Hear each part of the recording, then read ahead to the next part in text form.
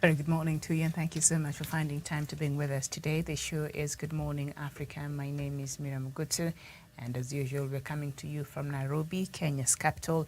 It is just a couple of minutes past 9 a.m. East African time. I trust that your day has started off very well. So I'll take us through the headlines quickly, and then I'll bring in my panelist, and we start with the Standard newspaper. Joy surprises as private schools bounce back. Gilgil Hills Magata Bruce Mackenzie emerges best student in 2021 KCPE after scoring 428 marks as private academies grab 12 of the 14 top slots, with the little-known schools also producing top stars. The story is on page 4.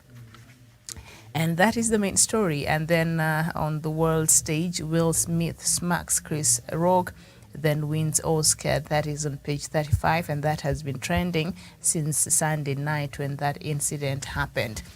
And the Daily Nation, the main headline, return of the 400s. The number of candidates scoring 400 marks and above almost doubled in 2021 compared to 2020's Kenya Certificate of Primary Education exam, and only the class of 2018 had more candidates scoring above 400 in 6 years, as private institutions emerged from the ashes of the last two national tests to dominate the list of the top performers. That is a special coverage on page 2, 3, 4, 5, 6, 8, 10, and 11 on the Daily Nation. And of course, just there's a list of top performers nationally, led by Bruce Mackenzie Magata of Gilgil Hills Academy, who scored 428 marks out of the possible 500 marks. So congratulations indeed are in order. And of course, some of the students who did well, we see their photos there on the front page of the Daily Nation.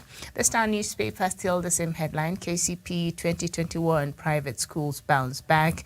Only 3 of the top 14 students came from public institutions as academies dominate. Stories on page 4 and 10, from page 4 to page 10 on the Star newspaper. And Mombasa Academy and Makini among top performers in Nyanza and Western. That is on page 4 and 5. And Mombasa boys fighting spirit pushed him to the top.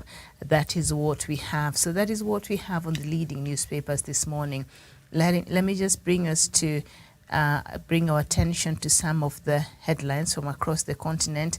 And we start with the new vision from Uganda, who is behind the killings in Karamoja. That is the main headline. Seems like insecurity has returned in Karamoja in the recent past. And the Daily Monitor, still from Uganda, Dolo apologizes to Kabaka over attack, and Olunya burial to cost about 2.5 billion Uganda shillings. I don't know how that will translate to US dollars or Kenya shillings, I'm not sure.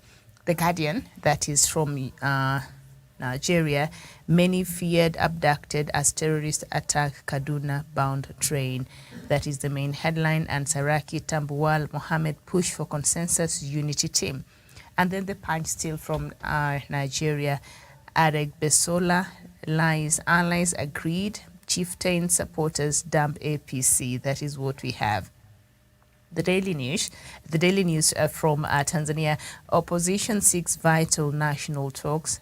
No, this is from Zimbabwe, to overcome Zimbabwe's history of disputed elections. So now opposition seeks vital national talks. I don't know if it's a handshake or what is really going on. That is there.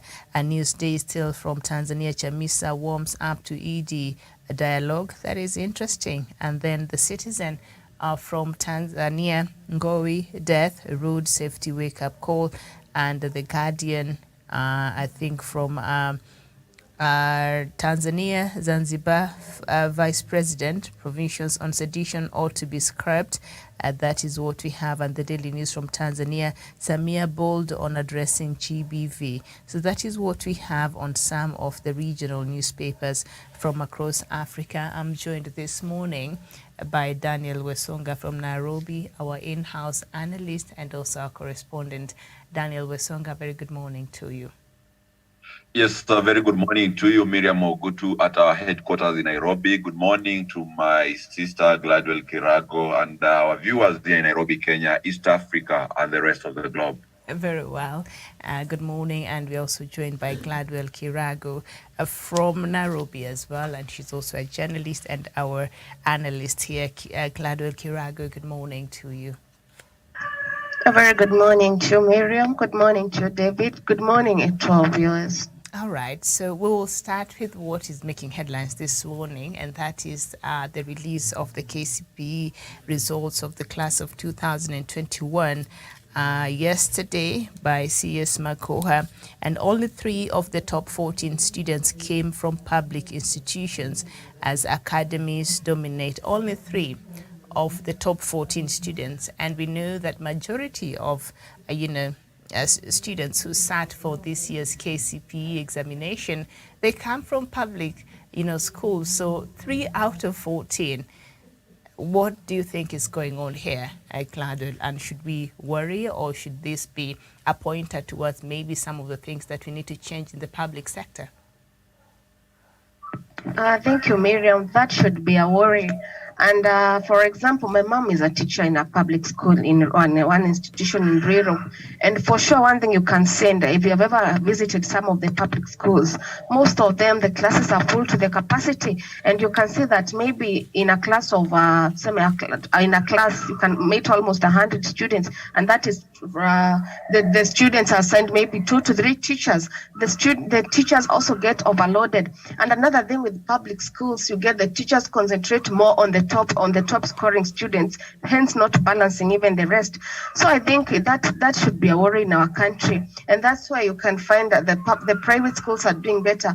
We used to say that private schools do babysit the kids and they spoon feed, but I think the spoon feeding is a little bit working for the private schools, since it has overdone the public schools.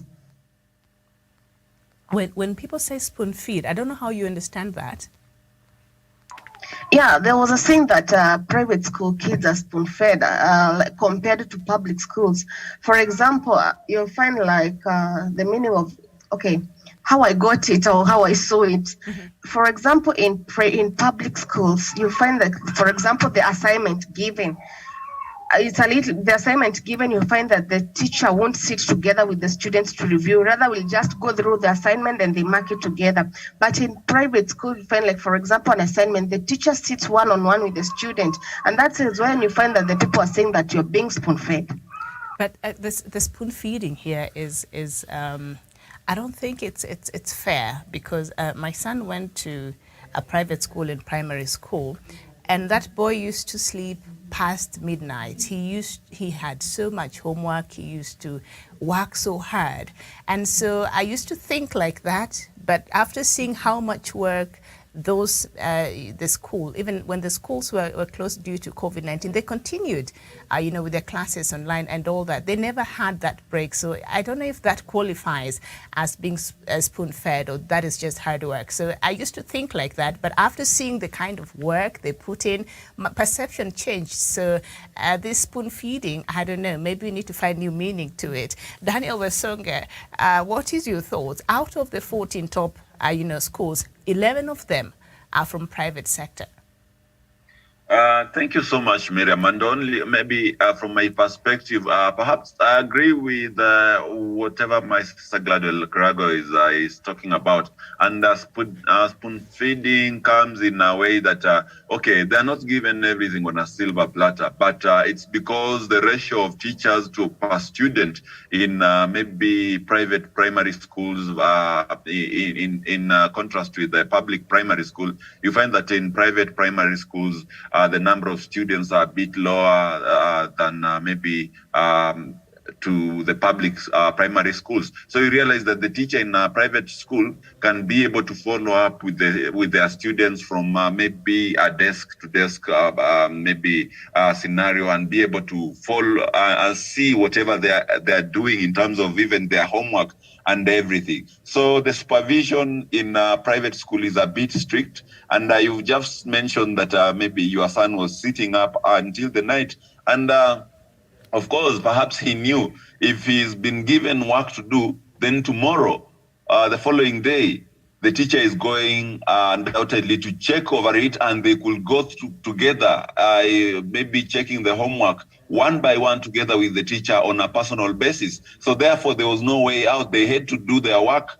But you realize that one thing about, which is a very, very good thing, by the way. And you realize one thing about the public schools. Even yesterday, the TSC CEO lamented and also accepted that they actually have a backlog. You know, they have a shortage of around 144,000 teachers in public primary schools, which means that the ratio of a teacher to the students in our public primary schools, is actually high, which means that some of these students are not able to get personalized maybe experience with their teachers who are able to check even their homeworks one by one and be able to satisfy maybe and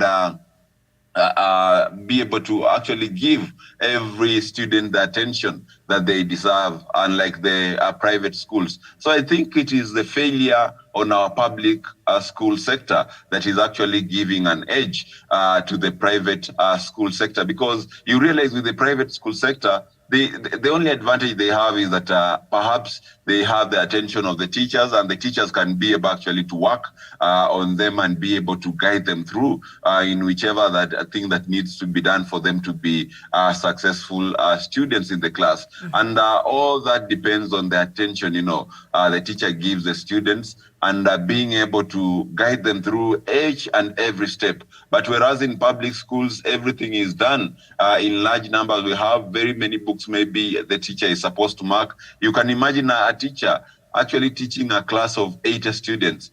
When will the teacher mark the books? When will the teacher accord each and every student a personalized maybe attention, knowing which problems the student is facing and which maybe areas the student is not understanding well? It is a bit even difficult even to ask each and every student in a class of 80 to answer a specific question before you can be able to give them homework. But imagine a class where we have only 20 students.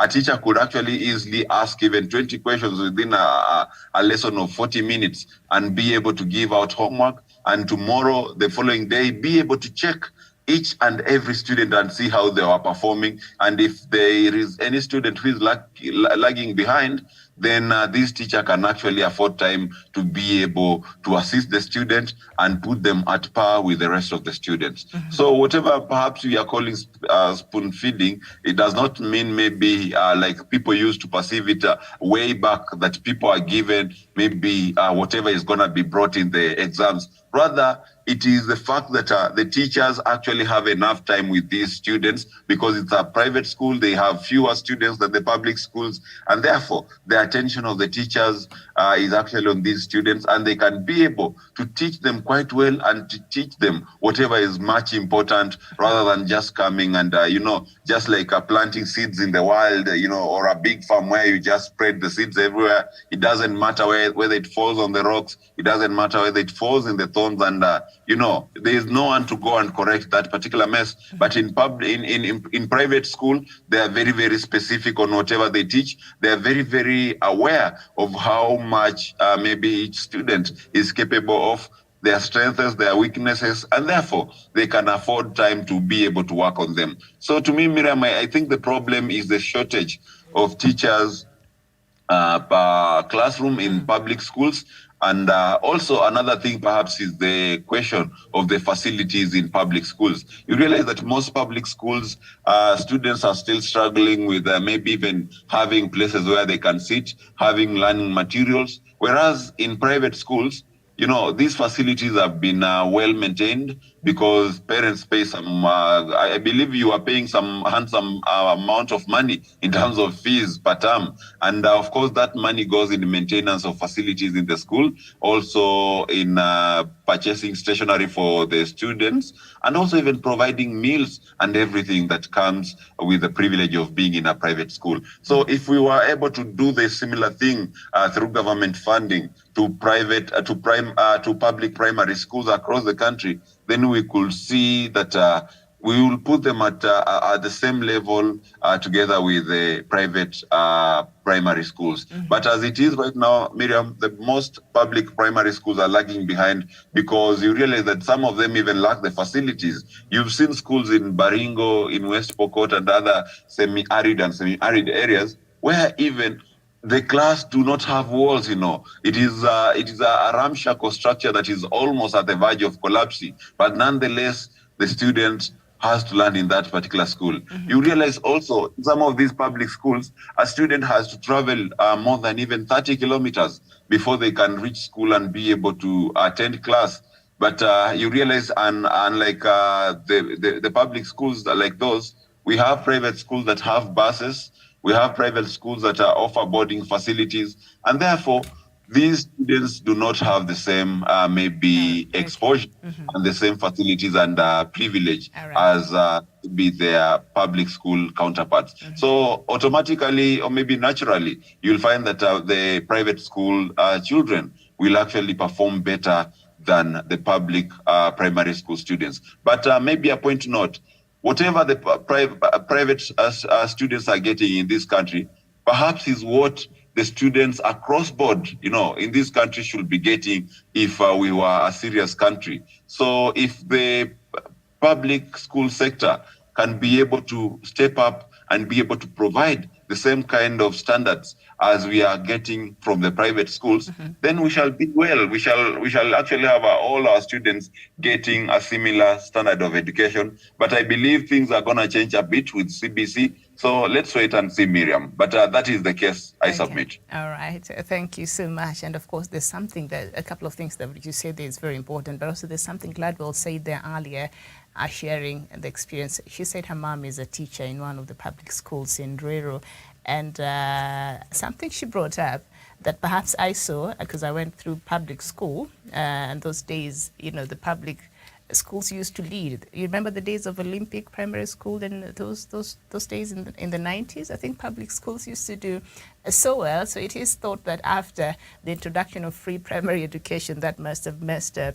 I don't know what happened, because now more kids started, joining school and all that. So I don't know the correlation between those two. But they used to do so well. In fact, the public schools used to be the top, produce the top candidates in this country in the 90s and all that. So this year's exam, or the 2021 candidates, a total of 1,214,031 and 31 candidates sat, and there were about 28,330 examination centers.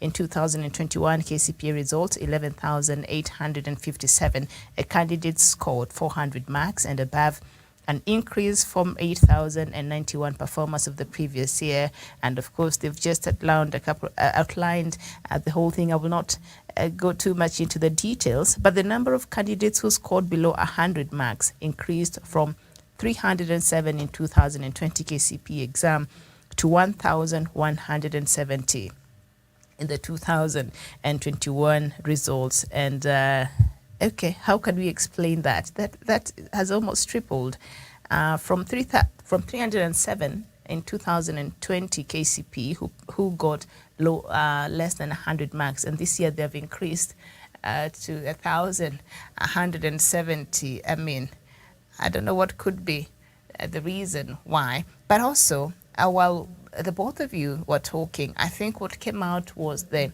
imbalance when it comes to the public schools and the private schools. Like it's the imbalance is wide in terms of the facilities, in terms of the number of students. Like my son in their class, I think there were about 25. That was the most a class could have. So it was easier for for the teacher to pay attention. Plus, if you don't finish your homework, you'll not be joining that class. You'll be outside, I think, finishing your homework if that teacher comes in. So there's also the aspect of strictness and all that, and the teachers used to follow up. And if there's a problem, what they will do, they will call you as a parent, so why didn't your child do their homework, or why didn't your child do this and that? So as a parent, you also have a responsibility to ensure your child does what they're supposed to do. So it forced us to make sure that they get to do whatever it is they're supposed to do, even if homework and all that given by the school. So these are problems that we've been talking about, Daniel. These are not new problems, and we've seen this continue. And the reason why this should be a concern to all of us as a country, private schools are, account for a very lower number compared to the children and the pupils and the students we get from public schools. They are the huge chunk of that.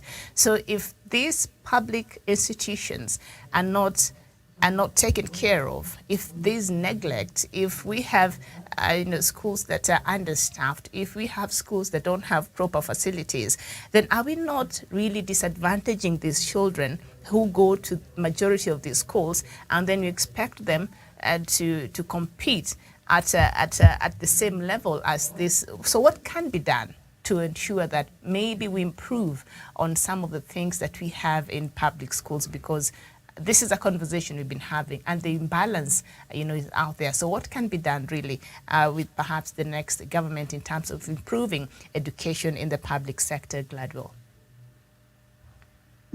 Thank you so much, Miriam.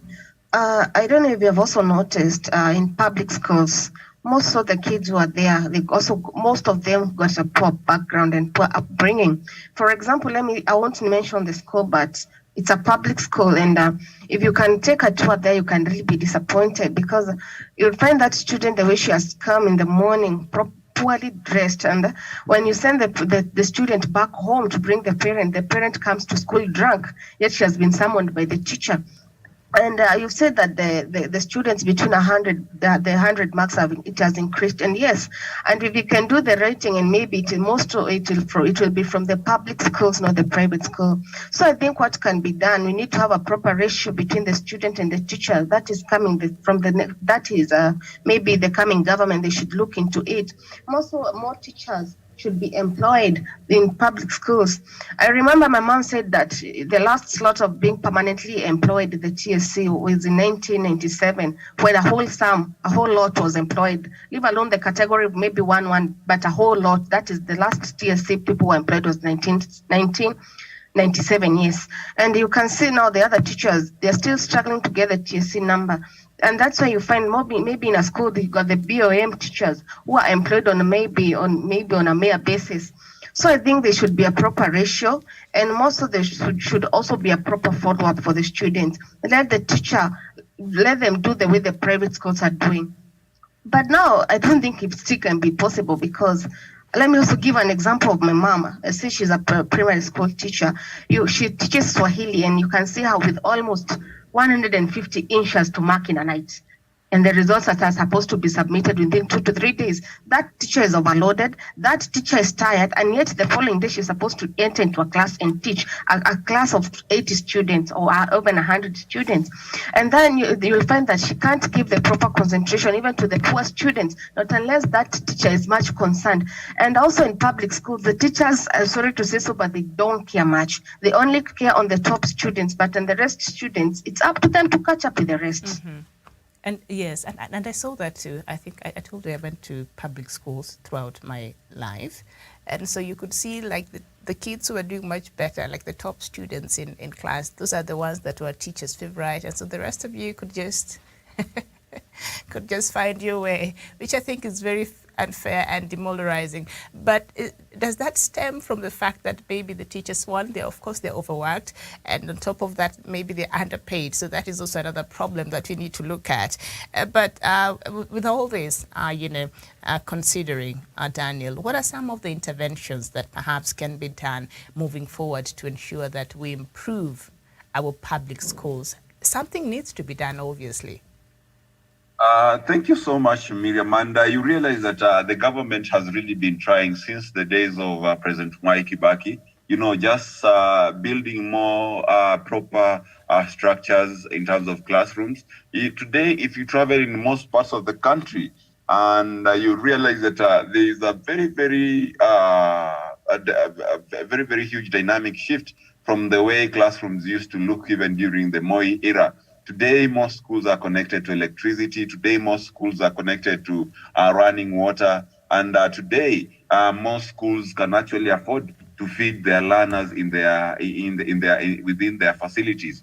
But the big problem that we have is actually the shortage of teachers. And also, we can't also right away that some schools may be in arid and semi-arid lands, such as Baringo, Elgeyo Marakwet, and part of northern Kenya, are still grappling with infrastructural, maybe lagging behind in that particular sector. So I think much emphasis, first of all, should be given to employing more teachers and actually reducing the ratio of teacher per student, teacher to student ratio among the public schools. And secondly, maybe looking at the contentious issue of maybe infrastructural, maybe deficiency in some areas in public schools. So you realize that even here in Nairobi, we have schools. You mentioned Olympic Primary School, and I just remember that Olympic Primary School perhaps is amongst the schools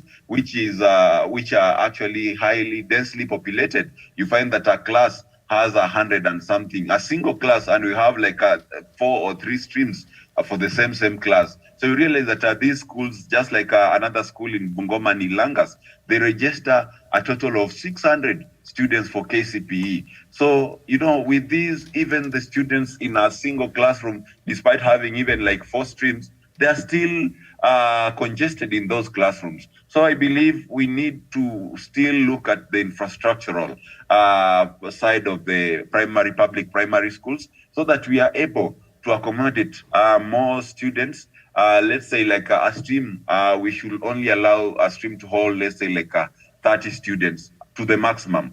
And then with the 30 students to the maximum in these streams, then we must also step up the number of teachers per every stream, so that to make sure that we can meet the standards, let's say like the private schools are doing. You've just mentioned that in your son's class, there are only 25 students maximum per class. That is the standard that we need, so that the teacher who is going to teach in these classes, like Gladwell has said, can be able to find time and also the resources and the energy to focus on each and every student. You realize that with this huge number of students per classroom, even the textbooks, they will have to share one textbook even per 5 students, which means that if today one student is going home with a textbook to do homework, the other 4 are actually missing out on it. So you realize that these are a bit disadvantaging. I remember the high school I was in, we were so many students, in any particular given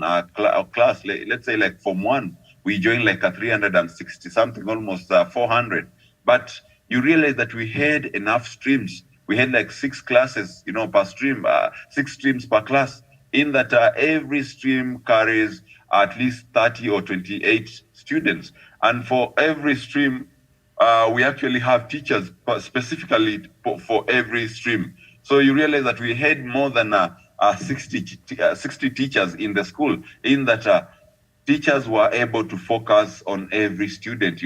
We had students doing various, and we had also so many subjects, in that we did not have maybe congestion in classes or maybe in the labs and all that. So that actually allows the student to perform much better, because you are only few. Today, if you are in a class of 20 and you miss coming to class, a teacher will notice, will see we have an empty seat there.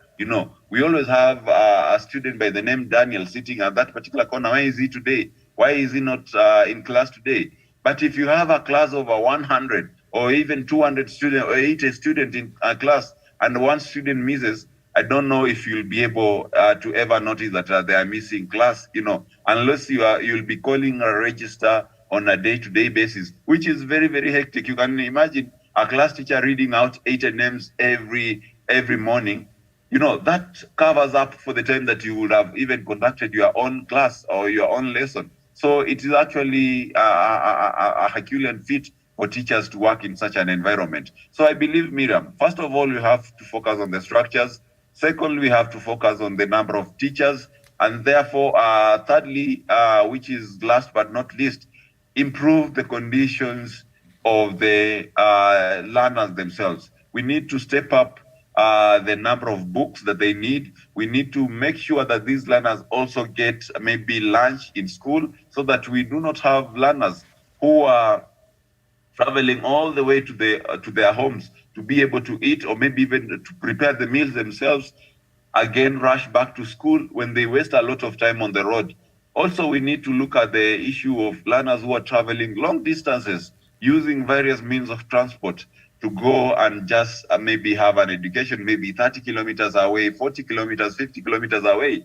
So that all has to be put into consideration. And I believe if maybe the Kenyan government can embark on a program where schools that are in arid and semi-arid lands can be made, or maybe even areas in the rural areas where we have difficulties with parents even providing meals during school days, where they can be actually be turned into boarding schools, and the government can actually fund the feeding program for those students, so that they do not have to go home, so that they do not have to struggle in their home reading at night with the paraffin lamps, without electricity. Then that will be better, Miriam, so that all our schools are standardized and they are at the same level. So to me, I think standardization is everything. It does not only help in standardizing the KCPE and the KCSE marks, whereas we do not standardize the facilities and the infrastructure of these particular learners. The standardization need to be done at the school level before even the exams, so that a student at Makini School can have the same experience as a student at Jamhuri Primary School, or even maybe Uhuru Gardens Primary School, because we have same infrastructures, we have same reading materials, we have same number of teacher to student ratio, we have same also maybe even kind of teaching, the standard of teaching for all these students. And then from there, Miriam, we shall be able to see a gradual improvement in the performance of these students. I remember when I was in high school, you realize maybe students from Nairobi and many other major cities would come to the school with, let's say, 440, 450 marks. But you realize there's some students from maybe Samburu, Turkana, and Masailand will come to the school with at least 390, 390 mostly. And when this student with 390 marks come to the school, you realize that actually, funny enough, or not maybe, impressingly enough, they perform better than the students who got 450, the people who were on the newspapers and all that. Why? Because that tells you that perhaps these people who are on the newspapers were only at a place of privilege. They had the exposure that these persons who are in Samburu did not receive. And that is why once they all come to this particular school and they're at the same level, then these individuals who scored 390 are actually doing much better than the individuals who scored 450 marks. So I believe if we are given all equal opportunities, then all students can actually be able to outshine even the top performers who are doing well nationally from the private schools, Miriam. Yes, I indeed. submit. Yes, indeed, because as we know, education is the greatest equalizer. So I think that something needs to be done. A bit is being done, but I think there's still a lot, so that we make sure majority of our children who go to these public institutions, they have a fair and an even playground, compared to private schools. It might not be exactly the same, but at least let's make education in public institutions, better again, because things have really changed. And of course, this year, or this KCPE was very special, because this happens to be the last on President Uhuru Kenyatta's watch, and of course under CS Magoha. So let's just read a bit of that on page 15 on the Standard newspaper. Education Cabinet Secretary George Magoha used the release of Kenya's Certificate of Primary Education exam results yesterday to list President Uhuru Kenyatta's milestones in the education sector. According to Professor Magoha, key achievements that will define President Kenyatta's legacy include restoring the integrity of national exams, introducing the competency-based curriculum, CBC, construction of classrooms and providing scholarships to needy learners, among others. I don't know how you will remember President Uhuru Kenyatta as far as education sector in this country is concerned. Gladwell.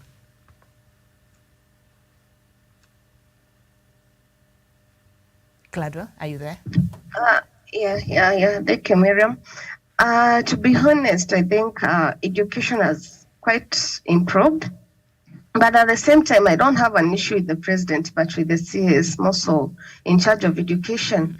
And I think the introduction of CBC is kind of working, so it's an achievement. But at the same time, when COVID hit, I don't think that was the proper way, the way they took it. That, for instance, this year we're having 2 exams. This is in March and in November. And you find that these students, actually, they're not much prepared. Last year we had a candidate at home and yes, she quite performed well, but it was not the least of the expectation. So you see, like these kids don't have much time to prepare. But with the CBC, it's an achievement, yes, because what CBC is doing, it's not only nurturing it's not only based on the education in classes, but also outside, whereby you can see that the kids are getting empowered and more so coming to realize their talent. And I also think they should also start introducing, for example, art and music in high school, something which in most high schools they don't do so, and I don't know why. Let me base for example, on a situation. There's a school in Eldoret, Loreto Convent. I like the way of doing things. My sister is there. When you are enrolled in Form 1, there's a form you register and you personally based on the subjects. If you want to be a doctor, you have to take biology and some other things. If you want to do fashion and design, there are those the art lessons they do. So you choose the subjects you are taking according to the career, and that is when the teacher trains you. Did she choose in Form 1 or later in Form 2? Yes, in Form 1. She's in Form 1, yes. Okay. You choose from the start. If you want to be a doctor, there's no turning back. And something else, if you went the first exam in Form 1 you got a C+. You should never go beyond that C+. If you go beyond that C+, you go back home and you're chased away from the school. You're told to get another school. That is what they do. And I think they push those students, and that's why they're producing results. So I think other schools should embrace such things, because to be honest, Miriam, not every child is gifted in education. We got others who are so good in their talents, in music, in football, but they don't have that nurturing spirit. They don't have people to nurture the talents. So you find that this student, when she doesn't make it well in school, we as parents, and also blame the parents, we see like that child has no future, like that we term the child as a failure. So we also parents, we have a big role to play in the child upbringing and the child nurturing of more so in talents and skills. All right, thank you so much. Of course, Magoha, as I said there yesterday, perhaps this will be the last KCPE results he will have to announce as we await for the KCSE under President Uhuru Kenyatta, and as the last CS for education under the leadership of President Uhuru Kenyatta, unless the next administration decide to keep him. But there's something you've mentioned there that perhaps the government has, the government of President Kenyatta has done pretty much not too bad. But the issue there was with CS Magoha, I think when he started, people didn't understand. He came out as a person who was a bit aloof and was kind of out of touch, especially within a 6-year run of the most clean, I don't know if you will say the most clean, but he said the most clean and flawless national examination campaigns that have restored integrity and credibility of our national certification system, said Professor Magoha. The CS also said Uhuru had successfully midwifed the transition from 844 to CBC system of education, and the pioneer pupils will join grade 6 next month and sit for their first national assessment later this year. Professor Magoha said all curricular materials for grade 6 have been prepared and distributed to schools. Another milestone is the construction of 6,497 new classrooms at a cost of 5.1 billion Kenya shillings to accommodate learners in the CBC Pioneer class. An additional 3,503 classrooms will be constructed under phase 2 of the project. So he went ahead to just highlight some of the things that he has achieved, especially under him, under the Jubilee government, but under him as the CS for education. Daniel, what are some of the things that you will remember the administration of President Uhuru Kenyatta as having transformed or changed, or the kind of anything under the in the education ministry, the education sector? I think Miriam, as a president, is actually trying, and like I mentioned earlier before, he picked it up from where President Mike Kibaki left. Remember when President Daniel Toroitich Arap Moi was the president back in the day, the schools used to get the maziwa ya Nyayo, but also at the same time, the schools did not receive the same facilities as perhaps maybe they ought to have received across the country. And by this, I mean, by the government just rolling out very robust construction of schools in every corner of the country. By those times, you remember, schools were only built under the whims of the president. Only schools that were named under President Daniel Toroitich Arap Moi were the only schools perhaps that received a preferential or maybe a beneficial treatment from the government, because they wanted them to match the stature of the president. So therefore, the government could actually pump in more money to build and elevate the status of any school that was named after Moi. But the rest of the schools in the villages were actually dilapidated, and they could not even maybe match the term of being called a school. And therefore, when Mike Kibaki took over power in 2002, he actually embarked on a very, very robust and a very, very concerted effort to build schools and be able to connect them to electricity and be able to construct ultra-modern classes and give desks and all the materials that we are able to see today in most schools. Remember, it is during the Kibaki's era that even learners began being given maybe stationery in school, and the school fees was actually done away with. So I believe the government of today is actually doing much, and you've seen actually the CBC rollout is actually a milestone for the government, because CBC is going to make sure that the learners of private schools, also of the public schools rather, are also at par with the learners of private schools. Because just like my sister Gladwell Kiragwa said, that some schools are actually accustoming their learners to maybe their career path at a very, very early age in high school. The same thing is happening with CBC in primary school, in that students are exposed to a practical approach of what they will want to do in their career path.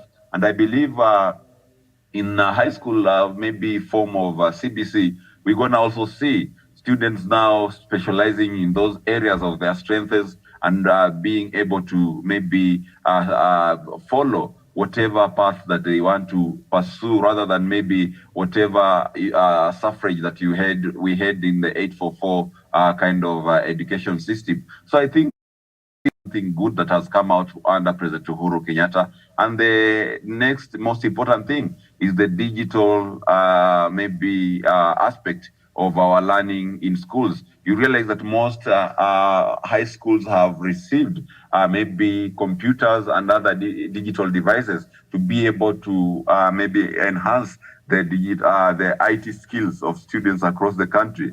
I see even in schools in most rural parts of the country learning computer studies, and that is something commendable under the Jubilee government. And I believe the president that is going to take over from President Uhuru Kenyatta will actually also help and push forward maybe the agenda and ensure that the laptops that William Ruto promised the learners back in 2013, only for him to come back in 2022 and talk about the wheelbarrows, will actually be implemented as well.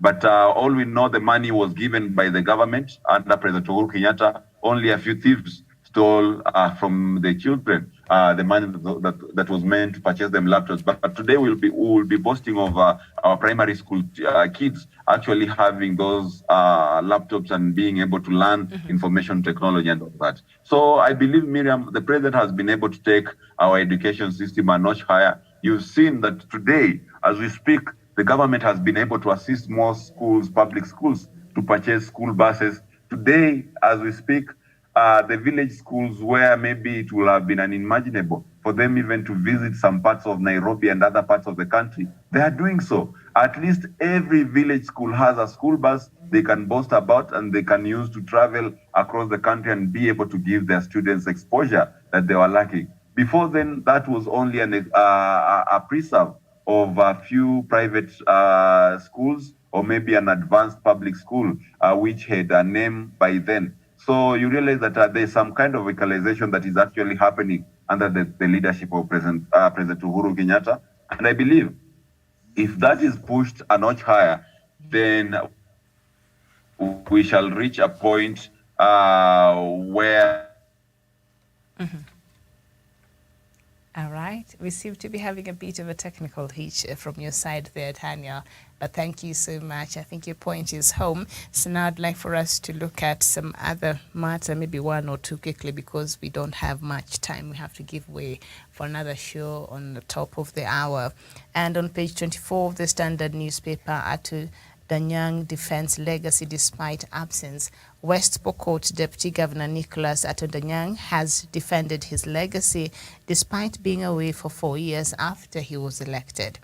Speaking on Spice FM yesterday, the Deputy Governor said despite his absence... take effect. Without the facilities, CBC cannot take effect. So I think that is a challenge that the government has put upon itself, and I'm very, very optimistic that it's going to achieve it either through the government of President Uhuru Kenyatta or maybe the subsequent or the succeeding government that is going to come after the 9th of August polls. I submit. Okay, thank you so much. Daniel, we had lost you there. I apologize. I'd even moved on to another story, but thank you so much for that.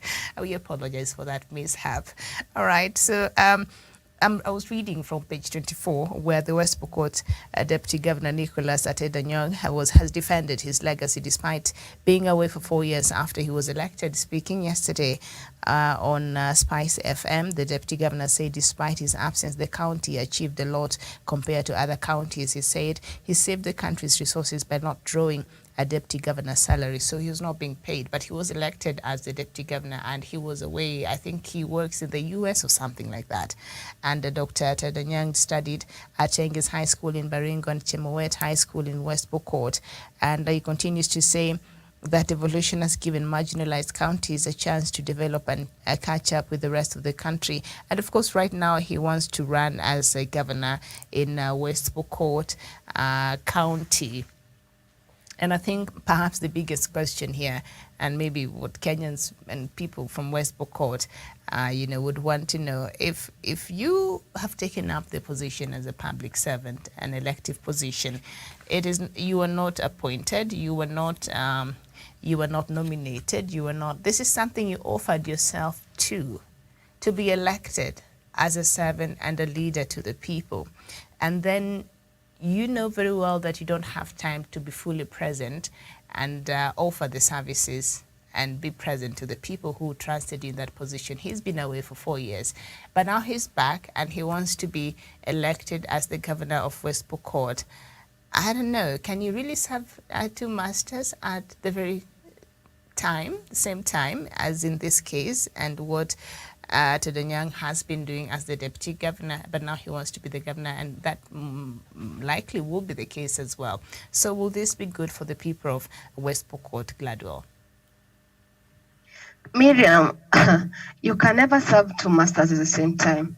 And why would you disappear after you are voted in? That you are not nominated, you have said, and you are not. So that means you are voted to serve the people of West Pokot. And that's a problem we are having in our country currently, whereby you are elected and then you just disappear. And let me honestly speak of somebody else I know, Wamatangi, the one, Senator Wamatangi. He has also been quiet. This is the time he's surfacing up now to speak to the Kiambu people that he needs a position. Where was he for the past 4 years? We only know that he has got the Wamatangi Foundation, but what has he done? Why would you surface back after 4 years? That's the problem we are having, whereby, and Miriam, if you can remember the 2013 when we voted the Uhuruto, there was a slogan that tunachagua suti and not the people individually. If you can remember, that's such a thing. Tulikuwa tunasema tunachagua suti, not individual. And that left out so many good people who could lead our country to a better place. What we did, we selected those we thought, or we just saw that they can fit. yet they did not have the skills to lead us. And that's why our country is in shambles. That's why our country is, we are losing much. That's why our economy is so terrific, because of the kind of leaders we choose. Leaders who we just think that guy looks nice, that guy can just do 1, 2, 3. Yet we leave alone the leaders who can lead us. For example, the competition that is in Kiambu, we got Kabogo, we got Kuria, and we got Wainaina Jango. You will see all the people running to Kuria because of his the utterances he made, other because of others to Kabogo because maybe or how he dash out. But we leave out somebody like Wainaina Wajango who has been working for Dhika, and that guy can lead Kiambu into better places. So I think it's high time as Kenyans we look deeper and we look deeper into leaders. We just not select leaders. We select leaders who will take us places, not leaders who after 4 years desert service and just come back. Yes. All right. Thank you so much. I really thought, because Wamatangi, I sort of kind of like his way of, maybe the way he carries himself in public as a leader. He's, even if he opposes or he does not agree with your thought process, but he will criticize you, but in a manner that is respectful, and he's not, I don't know, I kind of like his politics, but if he's not working, so you're saying as a resident of Kiambu, he's not really done much in his position to address the needs of the people of Kiambu or to do what he was supposed to do. And his main role was to oversight. So you're saying he's not done that well in Kiambu? Yes, okay. Wamatangi, he's a calm person. Yes, he's not that political. He's not biased. But where was he for the past 4 years? Currently, we can see him even taking some meals with the youth in Kimbandaski. Where was he? You know, that's the problem we're having with the leaders. Okay. This is what I think they can embrace the youths, you know, and that's why you can find the youths are badly used of, and that's why the youths are so bitter and uttering words which are so uncalled of. But the people who are not out there in the media shouting and all that, but they're doing the work quietly, you don't want that, or he's not been doing that as well? He's not been doing that. I can't remember the last time I heard Wamatangi do something. I can't remember. Okay. All right. The only thing I know, he got a foundation only whereby he buys the tanks for particular institutes. As for the rest, I've not heard like it. In Kitambo, he was so famous that he was so active after he was elected. All of a sudden, he went mute. All right. Thank you so much. And maybe that's because a lot of the big chunk of his work is done in Senate oversighting. And so, all right, thank you so much for that. So I guess Matangi will not be coming back again. I don't know. And of course, as you said there, Gladwell, he's really facing a stiff competition there in Kiambu. Daniel, this Deputy Governor of West Pokot, Deputy Governor Nicholas Atedanyang, has been away since he was, elected, a position he offered himself to. And the people trusted him together with the governor. And now he wants to come and vie as a governor, and he's been away. Will he not be shortchanging the electorate there in West Pokot, surely? First of all, Miriam, I think he should apologize to the people of West Pokot, first of all, for earning a salary for 3+ he said years. He said he's not, according to this story, he's saying he's not been drawing any salary. So why is he needed there? It's not really about the salary, really, but his presence. Yes, his presence actually means that he robbed the people or denied the people of West Pokot a competent leader who would have assisted Governor Lonyangapo in running the affairs and sharing ideas on how to better the lives of the people of West Pokot. So he wasted their time, Miriam, because if they knew that he wasn't willing or ready to relocate back to Kenya to work for them, then perhaps they would have elected another leader. Just the same way with the good Senator Wamatangi from Kiambu. For those of us who know his lifestyle, we know that he doesn't even have a home in Kiambu, apart from the mother's house that is in Kiambu. We believe, the way he behaves, he's an elite. He's someone who has lived abroad. And therefore, that is why you see his mannerism is not like of that of Moses Kuria or any other person from Kiambu, perhaps, who has been erratic in insulting other politicians and the president. But nonetheless, these individuals, they actually do much harm to the electorate, because if you are not comfortable living with the electorate and working for them, you will not be able to know the kind of problems that they face on a day-to-day basis. And therefore, you cannot address the problems that you don't know about.